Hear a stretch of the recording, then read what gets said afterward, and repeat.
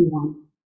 Thank you very much for coming this evening. I'd like to welcome all councillors, staff, and everyone joining this evening on Zoom. We'll call this meeting to order and note the members present at 6:30 p.m. We will start with a land acknowledgement. I'd like to invite Councillor Hoffman to do the land acknowledgement this evening. We will begin this meeting by acknowledging that we are gathering on land that has been inhabited by Indigenous peoples since time immemorial. We would like to recognize that we are in the Robinson Superior Treaty Territory, and the land on which we are gathered today is the traditional territory of the Anishinaabe. Specifically, we acknowledge the neighboring community of Mishpigotton First Nation, for whom we have great respect. We also recognize the contributions of all Indigenous peoples, including the Métis, in shaping and strengthening the community and province of Ontario. Councillor Hoffman, that was excellent. Thank you very much. We will now on to item number 2, disclosure of pecuniary interest. There is none. Item number 3, approval of the agenda. Moved by Councillor Hatfield, second by Councillor Patter, resolved that the agenda for the special meeting of council scheduled for Tuesday, December 5th, 2023 be approved as presented. All in favor? Carried. Item number 4, delegations and presentations. 4.1, 2024 to 2027 proposed operating budget. Manuela? The floor is yours. Please proceed when you're ready. Thank you. We're just going to get the presentation up.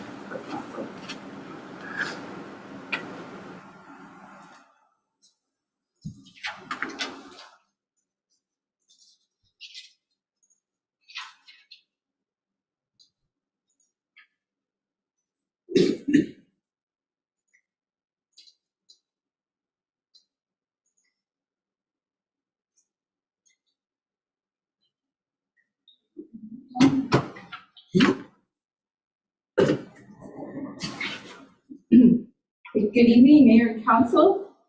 Thank you for this opportunity. Welcome to our presentation of WAWA's draft 2024 to 2027 operating budget. So I'm going to start just reviewing some of the budget processes and timelines. So we started way back in August gathering information, looking at what happened over the previous years and putting it together. And we came up with the first draft somewhere towards the end of August, middle of September, that resulted in a $600,000 deficit. And the consensus was no way we can bring this to council.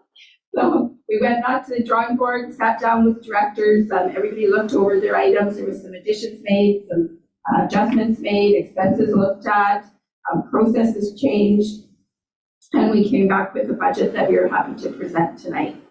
So tonight, December 5th, I'll be going through the budget presentation. Then hopefully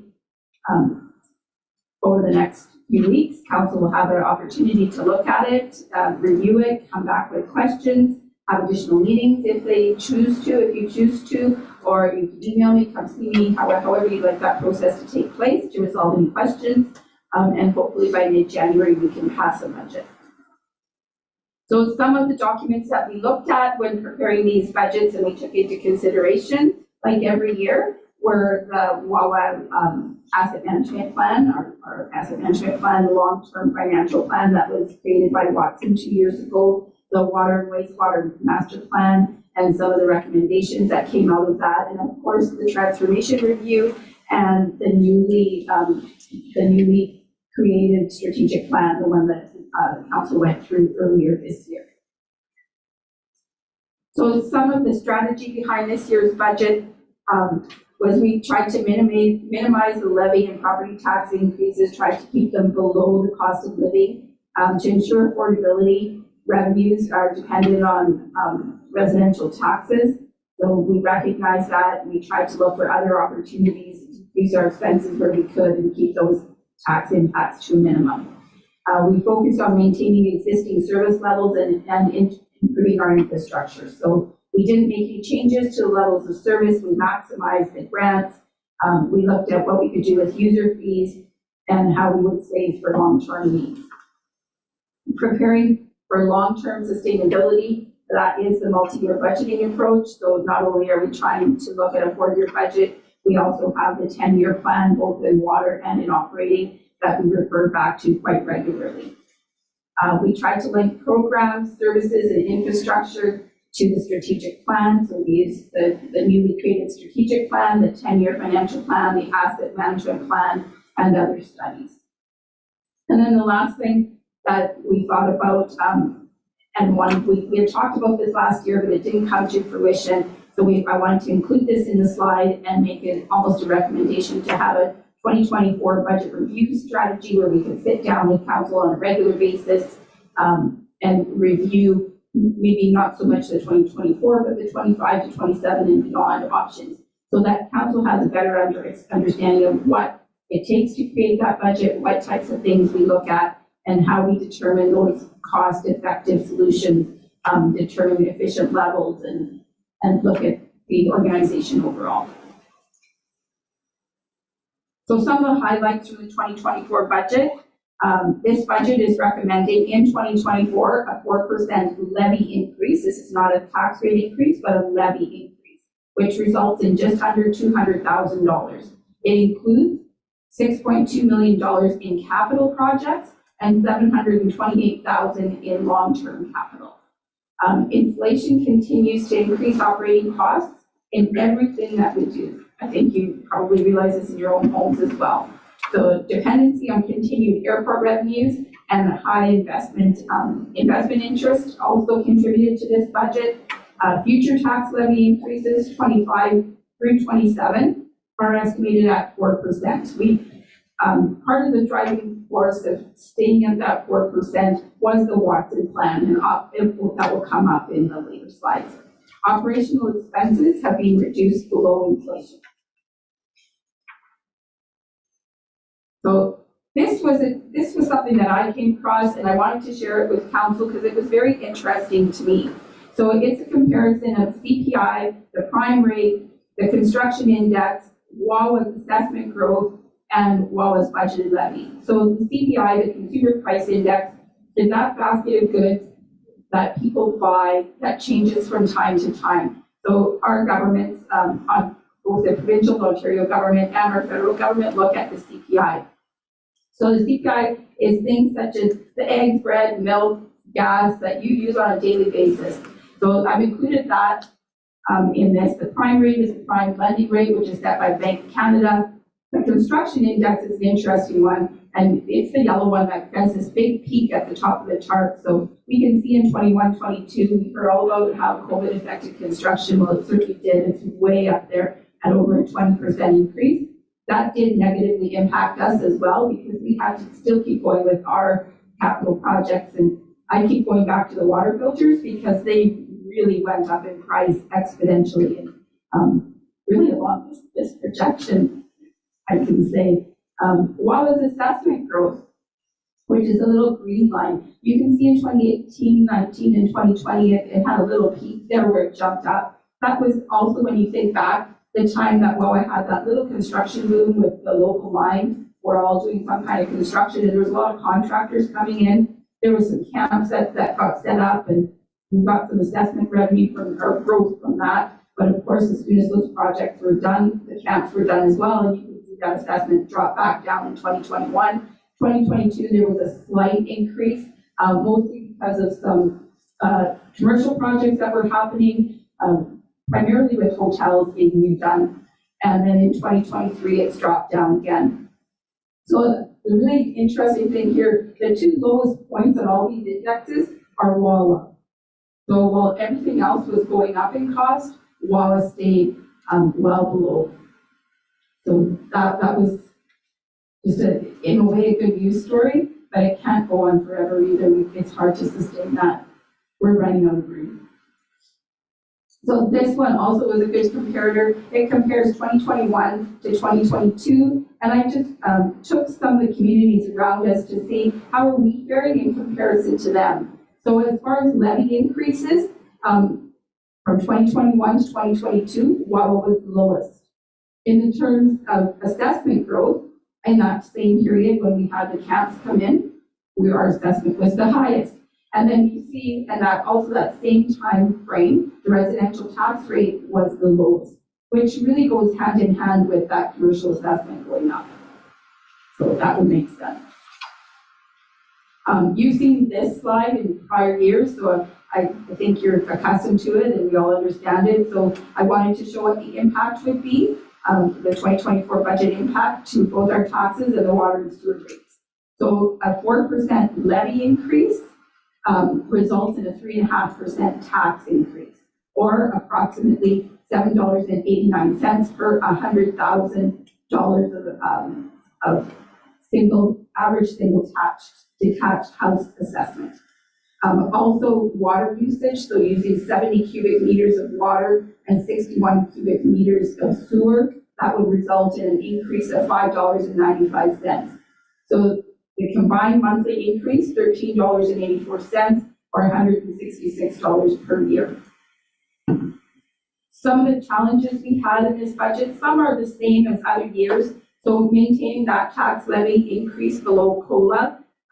So cost of living, again, is at about 4%.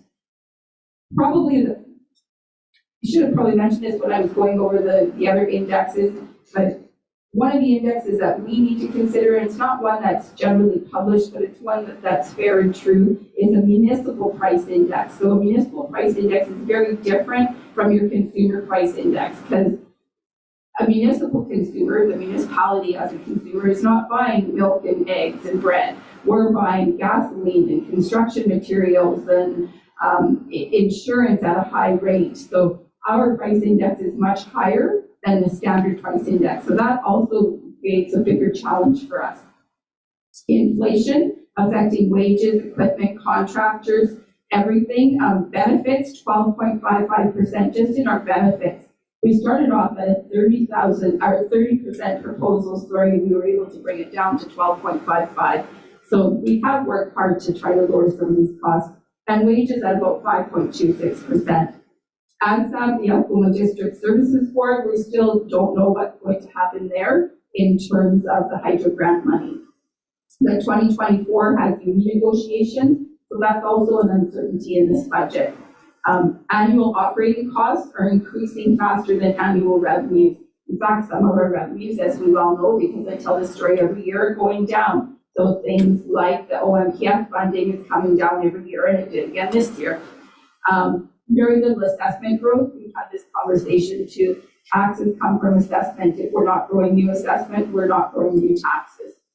And then just the cost of meeting regulatory demand. I think Becca spoke to council a couple weeks ago about how demands are changing around not only water, but I believe the sewer and stormwater now as well. So Manuel, I'm just going to stop you there because I feel like we've received a lot of information. They're getting, blasted with a fire hose. I'll give you a break for your voice, and I'll ask council if they have any questions for the information received thus far. So I think that's a really good point in the presentation to stop. Councillor Hatfield? I know you have union negotiations, but we don't have anything to do. No. You do more? Maury does negotiations, and I believe you are ultimately responsible, and Maury will bring you results back, and you will have to decide whether with a recommendation, and then you will make a decision. Oh, I thought on it that was recommendation. union. This isn't union. Yes, it is. Union negotiations are coming up. So we accept what Maury has talked to them about? Is that how that works? Or did you want to provide an overview, please? So we have a union contract that the last time we negotiated, we entered into a 4-year contract. But ultimately, there's negotiations between the union and council. So council is ultimately responsible for, accepting, approving, not approving any requests from the union. But in the past, council has chosen the CAO with the support of perhaps the mayor to be involved in those negotiations with union representatives. But ultimately, the agreed upon package in that negotiation comes to council, it is council's decision whether to approve or disapprove what's contained in that contract. So we haven't spoken about this at council yet, and I will bring forward, thank you for reminding me in the near future, how council might want to approach union negotiations. Because council has some opportunities, and ultimately as a decision maker to say, here's who we want at the bargaining table. Because there's lots of different ways, whether you hire external support to help you with that, or council itself wants to be in negotiation. So to answer your question, it is council's responsibility to accept or not accept what is put forward as a package. Thank you very much for the overview, Maury.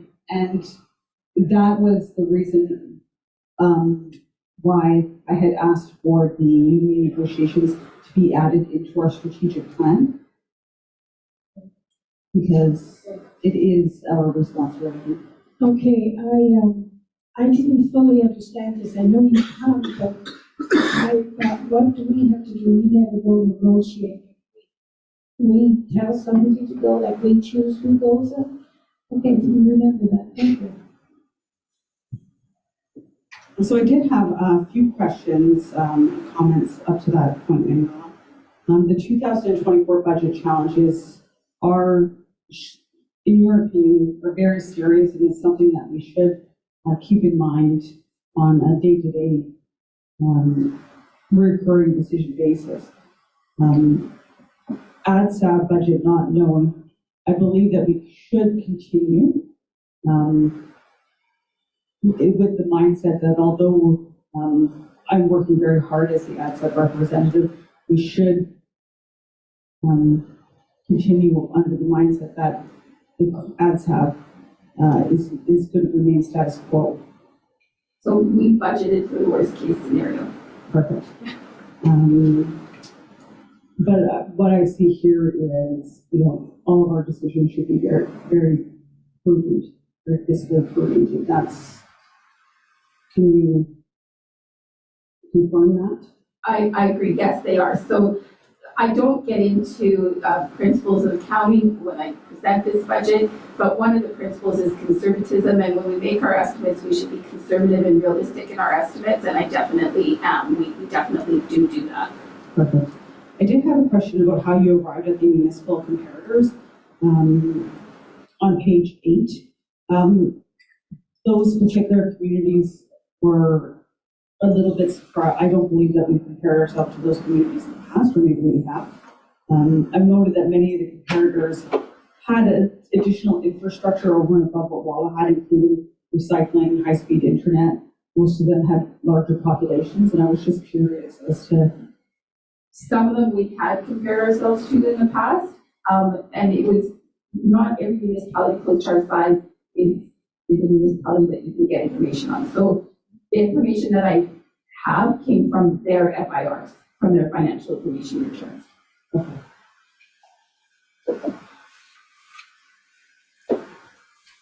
So if there's no other questions, we can proceed at page 10. So I just briefly spoke to this. This is a slide that you've seen for the last couple of years. It comes right out of Watson's plan for us. And it's just a reminder that if we don't keep up with our revenues, with our expenses, we're getting farther and further apart.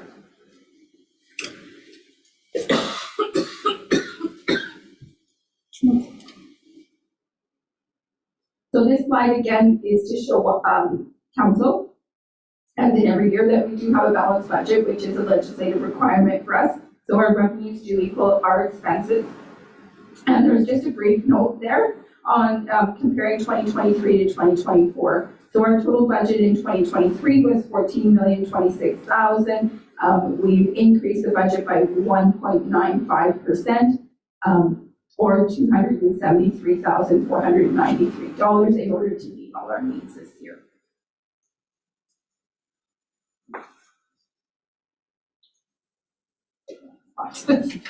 All right, so operating revenues, just a little comparison from year to year. So finance and taxation has increased 94,000, so just under 1%. This is primarily due to decreases in grants, and it was offset, the grant decreases were offset by the levy increase. So shared, the admin, council, and IT, that budget is up 12, almost 13%.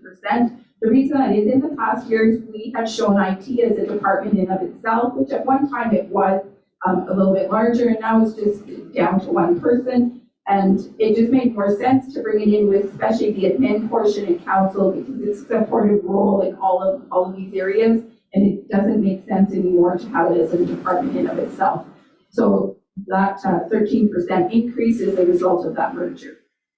The building, fire, and bylaw department, there was no significant changes there.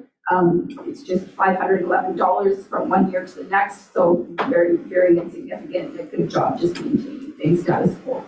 I will speak to that one a little bit later. Community services and tourism, there's a projected 19% increase in revenues, and I spoke with Mr. Patterson about this, and primarily it's having to do with the rentals and the programming that happen at the arena, the curling rink, the hall. We're really anticipating seeing pre-COVID levels. Last year was considerably higher than 2022, and we're expecting 2024 to be even more so. Infrastructure services, so an increase of 23,000 or just over 2%. This increase in revenues is primarily due to airport fuel sales, and as well there's some from the land increase. Water and sewer, or water and wastewater revenues are up 68,000, and this is because of the increase in the fixed and volume-based fees. So this is the same information in the form of a pie chart, just to give you an idea of how it looks per department. So that brings us to our expenses. So finance and taxation, we're down in expenses, and that's because part of what we did to decrease our costs was decrease those transfers to reserves. So the transfers to reserves, some of them come from taxation, and we decreased those. Admin, council, and IT, there's a 12% increase, again, for the same reason as the revenue. It's because we've merged those two departments together. Protective services, fire, and bylaw, again, only 0.66%. So there was some savings in some areas and some increases in payroll costs, and really there wasn't much more there. Community services and tourism, there's a $100,000 decrease in expenses, which is an exceptional decrease. But as council remembers, in the capital plan, we have two projects happening there. One of them is a big HVAC project, and we're projecting that there's going to be significant cost savings in the electrical once that project is complete. So infrastructure services, there's an increase of just under 5% or 186,000. This is a combination of payroll costs, because of course we have included some projections for the outcome of the negotiation. There's increased landfill costs. So when I say landfill costs, it's not specifically the landfill, but more things like the external contractor that we have no control over. Also, fuel costs have increased, and some of just inflationary costs. Water and wastewater, again, an increase of 68,000 or just under 5%. And it is, there's some increased costs from payroll, again, because we've tried to budget for expectations of what can happen with those negotiations, as well as there's a larger number of dollars being transferred for capital, because we have a lot of big projects happening in 2024. The water intake, there's water distribution upgrades, and there's some other water projects there, water or wastewater projects there as well. So we funded those partially through user fees. And again, how this looks in the form of a chart. And then that brings us, this chart we've had for the last few years, and it's an interesting one, and it's a good one to note. So these are some of our higher end items. So insurance, fuel, hydro training, and landfill costs, and what's happened to them from 2021 to 2024. So over those 4 years, insurance up almost 33%, fuel 35%, hydro 23%, and that's with that big cost savings. Training and travel, this looks horrible, 124%. So I'm gonna stop at that one and backtrack it. So I'm gonna bring you back to COVID, 2020, 2021, 2022, no travel. There was very limited travel, it was training only. Now that's not a threat anymore and we're catching up on training. So there's a lot of new people in the water department, they need to be trained, they need to be brought up to the level of the plant itself. There's training that needs to happen in the fire department. I think Alex has some people that need to be trained. Council also needs to get out and meet some other municipalities, meet some ministers and see what's happening in the province and bring some things home. So although it looks bad in this slide, there's a good reason for it.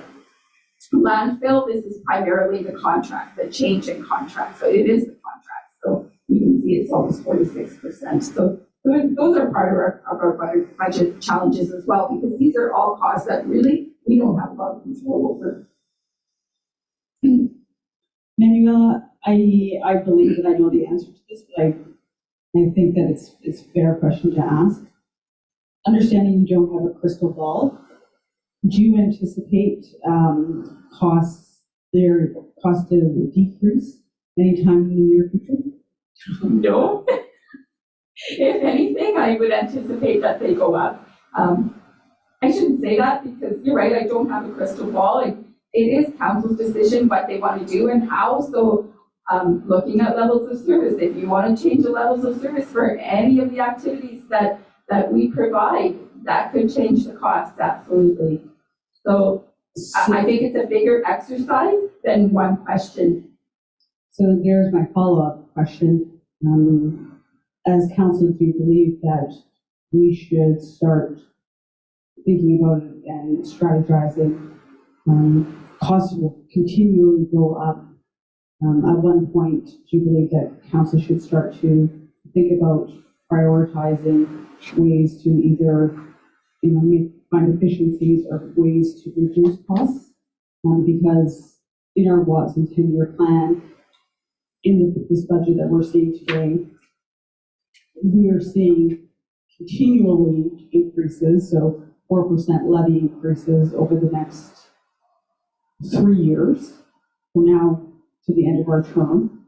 We've already approved 1 4-year levy increase, so that's a 16% levy increase that we will be responsible for, which will be very burdensome to the residents of Walla.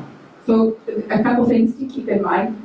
Yes, you can affect how those costs happen and if they go up or if they go down, depending on the services that you provide. And that's a longer discussion, and that's what I spoke almost at the beginning of this presentation about making a commitment to have regular interval meetings with council to explain those things and come up with plans and strategies, not just myself and Maury, but the department heads as well, so you understand what we do and how we do it and why we do it, and then you have to make a decision of what do you want. So you made it clear to us last year some of the things that you wanted. We've incorporated that into this budget. I think we need to have bigger, longer discussions. So I may be making my closing remarks in the middle, but we're looking for the 2024 budget. Not tonight, but in the next month. So in January, we're looking for the 2024 budget to be confirmed, and 25, 6, and 7 to be reviewed next year with council at regular intervals. So whether we set aside time once a month before a council meeting, an hour and a half before, to have a special meeting on that same night, or do it on a different night, however council wants, or how your schedules will accommodate, we'll definitely accommodate council and make that happen. Part of it is a learning exercise for council to have better understanding of how do we come up with these numbers and why, and what services do these numbers provide. I think once you understand what services they provide, then you can decide, well, do we want that level of service? Do we want more or do we want less? But that's not a one-night discussion. That's a discussion that happens over several months. So, and that is part of our plan. Yeah. Apologies for hijacking your closing remarks. We don't have some time to think of some new ones. I think this next slide on payroll will probably, it'll give you some oversight too of some of the things that we've done to try to make things work and keep the levels of service where we're at. Because we do work very hard at achieving that for council. So you can see from 2020 to 2024, the total of wages and benefits has gone from almost 3.8 million to 4.1 million. Although that seems like a large number, when you look at it, that increase is just over 9% or just under 2% per year. So that's not a big increase, 1.8, we provide all your services. How did we do that? How did we manage to keep our payroll costs down that much? Because that's not typical. So in any industry, that's not typical. And as a municipality, we are an industry. So some of the things we've done is we've absorbed some positions. Maury is now the clerk, and that person is gone. We've done cross-training between departments and within our own departments. So that if somebody goes off sick for a longer period of time, we don't need to replace them while they're gone. People can step in and take on a little more burden for those few months and absorb those costs so it doesn't come back and reflect in the budget. We've eliminated positions, so NITGC is no longer, there was not a need for that. So that's one director's position that's no longer there. Alex doesn't have an assistant anymore. There's a lot of changes that we've made without letting anybody go, without reducing any services to keep these costs reasonable. So we do try to think outside the box and come up with solutions that will keep your services where you'd like them to be, but not really magnify your costs. And so people have taken on big responsibilities to accomplish this. That's a good thing. That's a good news story for the municipality, for the staff. I think they all should be applauded. They all step up. Okay. So yeah, back to the slide. So benefits, we started out, actually our benefit administrator came back to us earlier this year and told us we were gonna have a 30% increase in our benefits because of our usage. So we had good discussions with him. He went back to the drawing board. He came back and our benefits went up 12.55%. So that includes our health benefits. It also includes things like OMERS, which is our pension plan. OMERS has also increased this year because now, where before this wasn't an option, part-time people have the option to join the OMERS pension plan. So we have to budget for some of those part-time people to contribute to the plan and for our contribution to match theirs. I talked about the reduction in the clerk's position. The cost of living went up, and that resulted in $283,000 in increases. The federal government changed the CPP structure this year, so there's a second tier to the CPP that's also going to cost us. So all things said, the difference $951,000 this year, but I still think we did a good job at keeping it only $300,000 more than last year. Sorry, the 950 was the benefits, 300,000 more this year. So even with 100,000 in our benefits, we did well overall. So although those spikes look alarming, a lot was accomplished there. And overall, it wasn't bad. I agree. So I'll just say I echo your comments. The staff is doing a wonderful job, and I can speak for all of council to say that we're very happy. Our team, we have a great team. We definitely have the A team, and so we know that our team is worth every cent that they're being paid. We know that we're going to have a great plan moving forward, 2024 and beyond. And I also know that we have a really great HR organizational plan planned for the future. So I know that we can certainly refine all of our HR strategies moving forward. So. Thank you. So now we'll go into the tax supported budget. You've seen these slides every year for the past few years.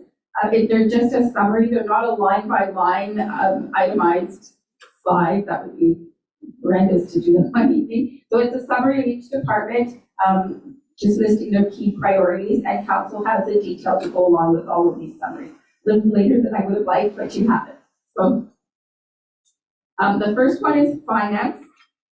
So finance was affected, the revenues, like I said earlier, OMPF went down. We also had a decline in 140,000 in provincial grants, reflected in these numbers. And the expenses, again, ADSAP was unknown, so we budgeted for the worst case scenario. And transfers to reserves, we reduced by 200,000 to try to offset some of that 600,000. And we increased some of the capital transfer by 60,000. So it resulted in not too bad, just under 200,000 more than last year. So in a deficit position, that was good. Finances are always in a deficit because it's just the nature that we bring in all the taxation, we bring in all the grant money, and then we distribute it to everyone else. So we look good, but we're really just a conduit to everyone else. So. Admin, there wasn't a lot of changes here. Sorry.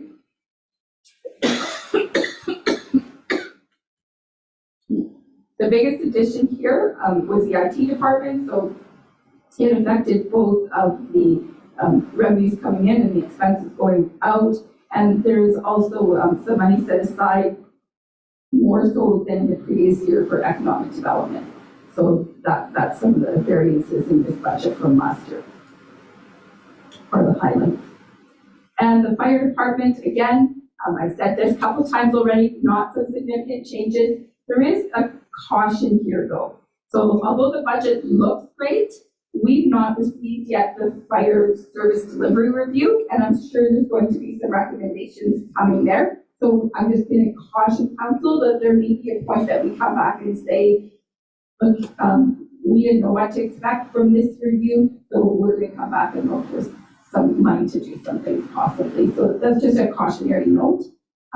It's not going to affect the operations. I think it will be more capital in nature. Community services and tourism. So again, I said this earlier, the revenue is higher, and we're projecting that it's going to be more of the pre-COVID type activity here. I did speak to some people from Thunder Bay that are planning on coming later in the season and having some tournaments here. So hopefully they got a hold of Alex and that actually does happen. So that's a good thing. Expenses, again, savings from that capital improvement project and the HVAC. And infrastructure. So again, airport revenue, I keep saying airport revenue, and I'm surprised nobody's asked this question. I would probably ask it, what happens if all of a sudden there's no more airport revenue, right? Because really we've had surplus here for a couple of years because there's no airport revenue. So you can see there's a big increase in the revenue. There's also a big increase in the expense because of the fuels and the airport. So if those planes stop landing or don't land as frequently, we won't be buying as much fuel either. So they're going to offset each other, and proportionately they'll decrease proportionately, which should be okay. So landfill, again, there's the contract. Hopefully we'll be able to go to RFP and maybe get some other tenders in the next round and help alleviate that one. Non-tax supported is our water and wastewater budget. So again, although it's not a requirement of legislation, it is definitely a best practice thing to do for many, many reasons. It's a balanced budget. So what it costs us is what we make. And it shouldn't be reliant on taxation, because not every taxpayer uses the water or uses the wastewater. So the key things to take away here, there was a decrease in consumption. So some of those revenues are made up of an increase in the variable rate. That doesn't actually show in this number, but it'll show in the next couple of slides. And it's getting offset by that. Some of the increases in the expenses, I thought they were chemical related at first, so I went and investigated. And there is a little bit of increase in chemical, but the majority of the increase came from doing all of the projects that we're doing this year in the way of water and wastewater. So we've used a lot of user fees this year in order to accomplish those projects. So I'm looking forward to some of those happening. The next slide just shows our consumption over the year. This was interesting to me because in 2020, we started out with meters, and there was quite a bit of usage, and then the next year it dropped. I think we also had the water back in those years, so there was a little more usage, and now down in 2023, we're raised down to 271 cubic meters, which seems more realistic, and because of that, our increase is a little more, so we went from 92 cents to $1.01 for water and 53 cents to 56 cents. And then capital projects. Does anybody have questions before we get into the capital? Council? Council Kenneth? In the operating budget and that, you have revenues from solar panels. Yes. Do those depreciate over time? No. So it should be always the same revenue every year? So what do you mean by depreciate? Are you asking if the panels themselves depreciate or Yeah, the does revenue? it depreciate, then you don't get as much revenue every year? So it depends on the sunlight. But they don't depreciate?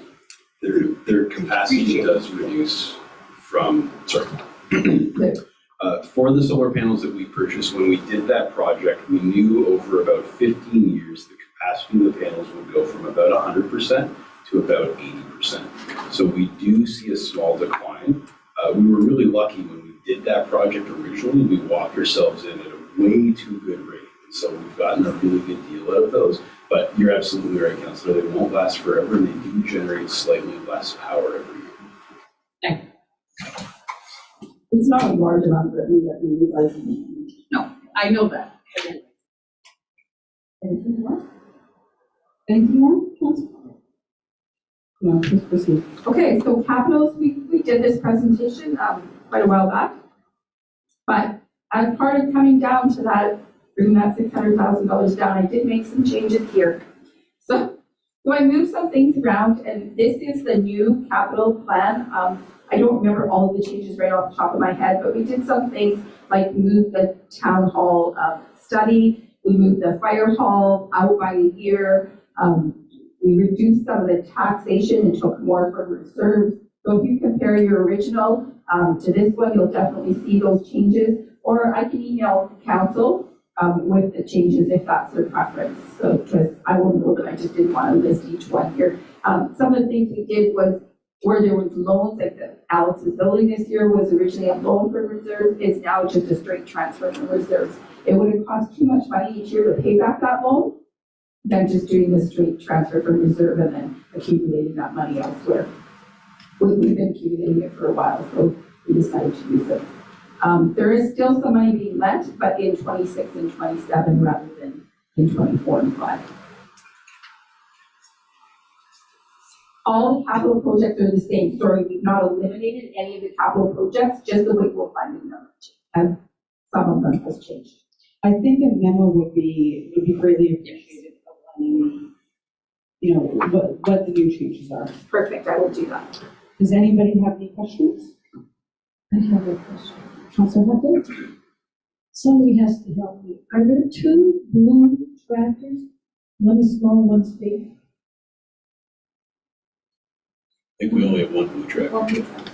Yeah, I think we only have one blue tractor, Councillor. Well, one is fairly big, and then there's a small one behind the rink. I've got a small green one behind the roof, that's like a John Deere. I'm cracking up. You don't have two blue. I've got one blue one, one green one, two yellow ones. When did you see this big blue one?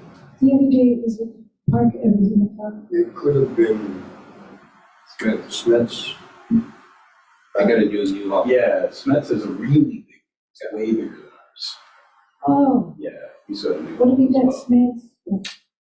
Nothing. Oh, because he was pushing snow Where?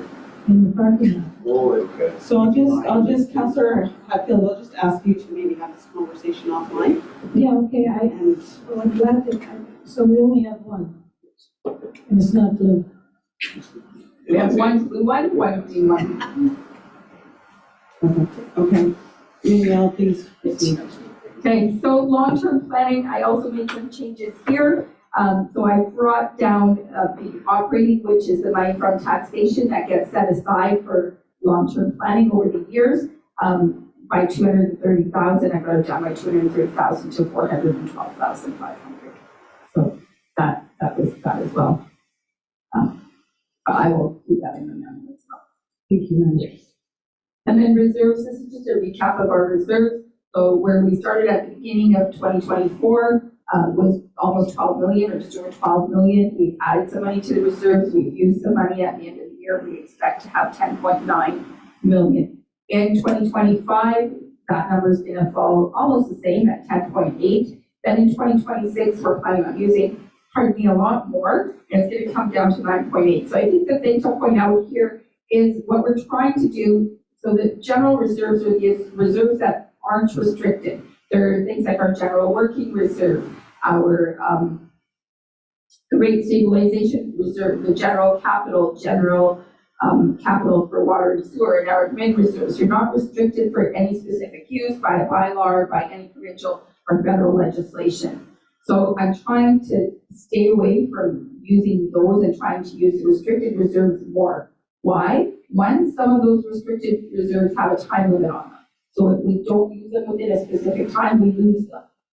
So we have to pay them back. I don't want to do that. I'd rather use them for our own benefits. So I'm trying to use those restricted reserves. So you can see by 2027, those restricted reserves have dropped to 1.9 million and our own reserves to 5.9. So if you remember in the previous slide, I said I still have some money that I've lent out from the reserves. So that's 825,000, 325 in 2026, I believe, for the fire pumper, and 500,000 for a project in 2027. So that money will come back in 28, 29 and beyond, as well as at that point, we'll start building up the reserves. So some of you may have been here way back then, but a few years ago, we started setting aside money in long-term planning, I think around 2019 or 2020, to build up these reserves so that we could do some bigger projects, and we're there and we're doing them now. You can see that happening here where that reserve is falling to 7.9. May even fall a little bit lower in 2028, but then at that point, we'll be at the point where we have to say, okay, we've done projects A, B, C, and D. Now it's time to save up for the next round. So we'll still do some projects in that time period, but maybe not those big ones. So if you remember, I think 2027 has a 1.5 million road project. That's a big project. So, and then we have the water project that we're doing now, which is 3 million. We have the project at the MNCC, and we're hoping to do something with this building, and of course the fire hall has to be addressed. So we have some big things coming up the next few years. After that, I think it's time to breathe, build up, and go to the next round. So that's that one. Options, so what are our options? Of course, there's probably other ones that aren't listed here that council could come up with. We'd be happy to hear them. But right now, some of the ones that I've come up with, the option is to lower the proposed tax levy of 4%. I wouldn't recommend that. I think we need to stay at the 4%. We need to keep growing our revenues, decreasing that gap, being able to meet our spending needs. Reduce the number of capital projects requiring tax support, delay them to future years. That won't meet our asset management requirements. So we have requirements to look after our assets and to rehabilitate them and improve them or replace them. We can review to reduce or eliminate programs or services or increase programs and services. That's up to council. We can use the rate stabilization funds, not rate stabilization reserve. I'm not in favor of that. To me, that's an emergency reserve. If something happened and all of a sudden I came to you that I can't get any way of getting past a 10% increase, that's when we have to use that rate stabilization reserve and say, okay, we've set aside money for years that have some extraordinary event occurring that's driving these costs up. So let's alleviate that burden on the taxpayers and use that reserve then. Decrease travel. Really, there's no travel to decrease. This isn't, nobody's going to conferences, people are going to training. Like, firefighters need training, water people need training, the ICE people need training. Council needs to get out there and understand what's going on. Maureen needs to get trained on some things. I do. We all need to do that. Our staff needs to have some training, even in-house. A lot of our training in the admin sector happens in-house where we pay very little money and we sit at our desks and we do our training. We don't go anywhere, but we still do all of it. We can look at levies. The library had a little bit of increase to their levy this year. I'm an advocate of the library. I look at what they do. I would invite council to invite Susie to come here and give you a presentation. They do an awful lot of work there, and it'd be nice for council to see how that money is being spent. So I worked with them. Although they had an increase, I worked with them to get a commitment for them to raise some of their fees and to look for alternate revenues. And I'll help them with that. Long-term planning, we wanted to increase long-term planning. I don't think that would be a good idea. So increased user fees, further, and cost recovery from user pay type scenarios. So we're not bringing the scheduled fees tonight. That will come to the December 12th meeting. There will be a slight increase in some of the fees, probably anywhere from 2.5% to 4%, depending on the fees. Some might not change at all because they're already high and not practical, and some might be going through the evaluation phase. But we'll bring that to council on December 12th. And then do we want to look at an additional 1% or 2% capital levy just for capital? That's something that council has to consider. So I'm asking for a recommendation from council to approve this budget with this 2024 budget with the 4%. Not tonight, but in January. And then the next steps, well, tonight was the December 5th meeting, and then we have a public input period from now until January 3rd. I put a little bubble here. If council would like an additional budget meeting to review any of these items, we can certainly schedule that. Just let me know. And I'll do it through Maury, the clerk. And other than that, I'm happy to answer any questions or emails.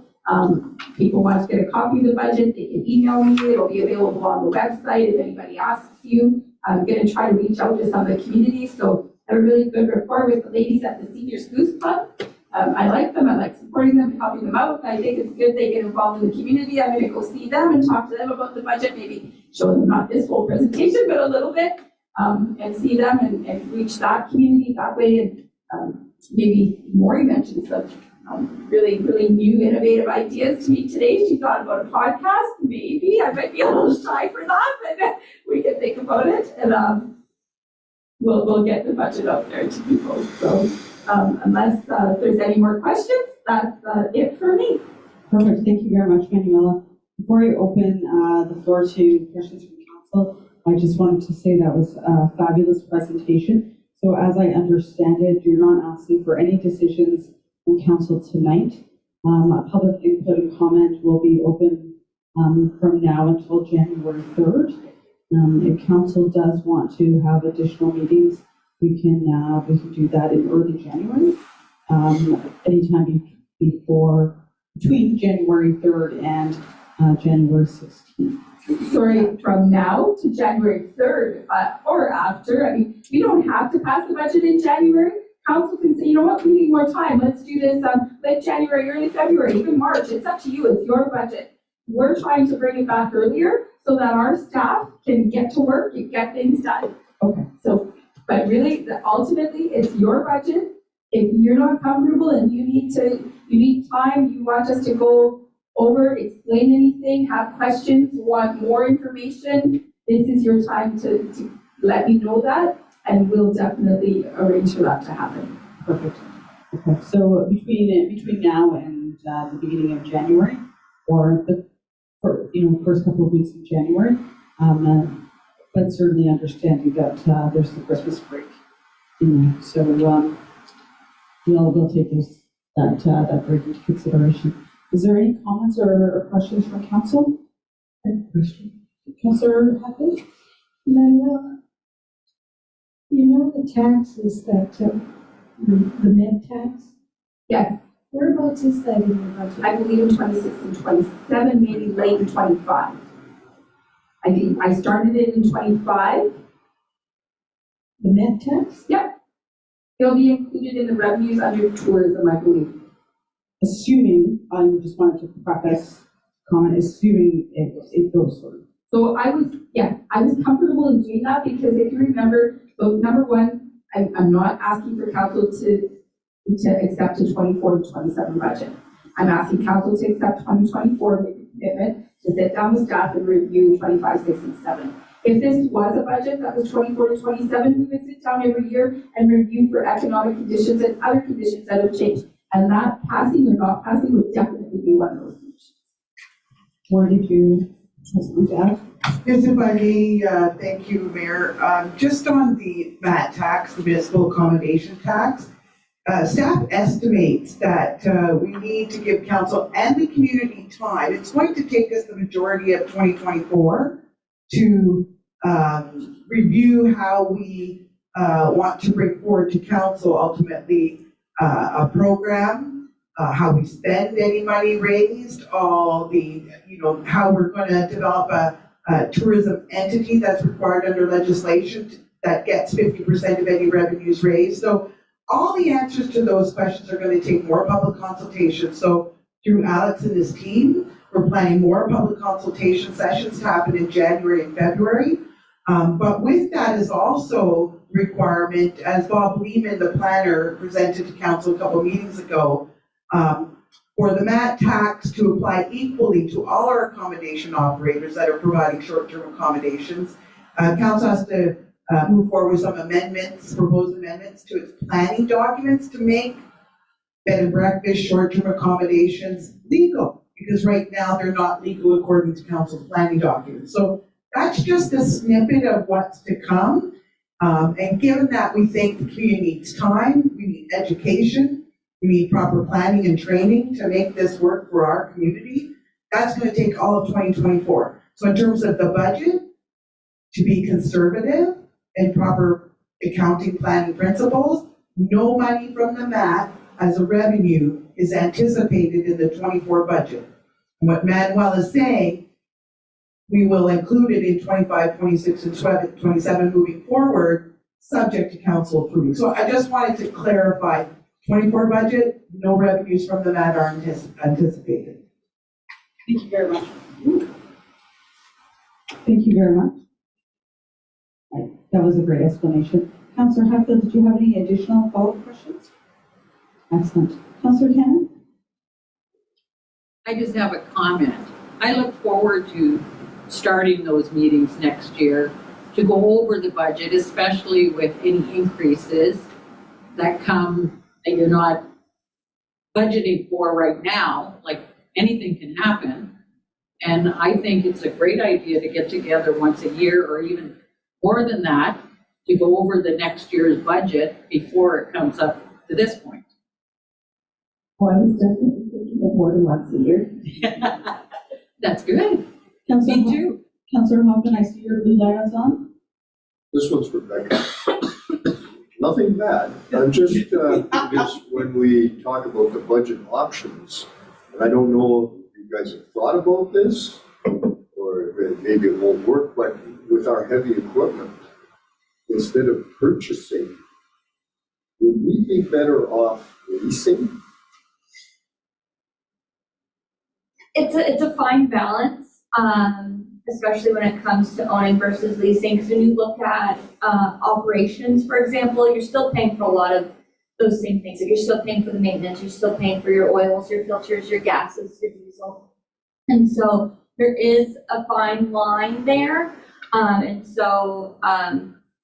Yeah, I don't know No, I'm much just else on thinking my comments of, on that, but when we have a greater breakdown or something, if we're leasing, maybe just, like Caterpillar, we need a machine. If they would say, okay, we'll send you up a machine and we'll take this one back and fix it or whatever.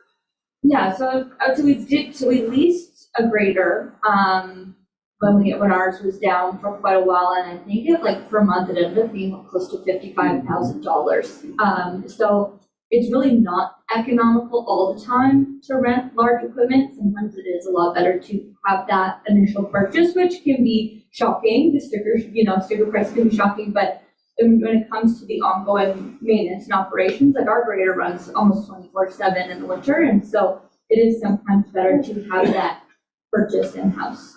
It does really nice. Well, we've got a night shift. Thank you very much, Councillor Hoffman. Councillor Ohio, did you want to close with a comment or question? was a good presentation. I'm looking forward to another meeting.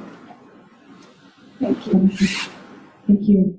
Manuela, seeing as you're not looking for an official decision, again, I want to thank you and all of the staff, because I know that there has been many meetings and a lot of input from all the voices received on the table. So great job, everyone. We appreciate all the hard work that goes into this, and we look forward to learning more and hearing, hopefully getting some public input regarding the budget as we undoubtedly will have to make some hard decisions moving forward. Thank you. We'll move on to item number 5, announcements and giving of notice. There's no announcement listed. Is there any announcements from any of the councilors? Seeing none, we will move on. We will jump right to the bottom of the agenda, item number 10, adjournment, close of meeting. Moved by Councillor Hatfield, second by Councillor Rapato, resolved that the agenda, wrong one. Moved by Councillor Cannon, second by Councillor Hoffman, resolved that the meeting closed at 7:32 p.m. All in favor? Carried. Thank you very much, everyone, for your hard work this evening.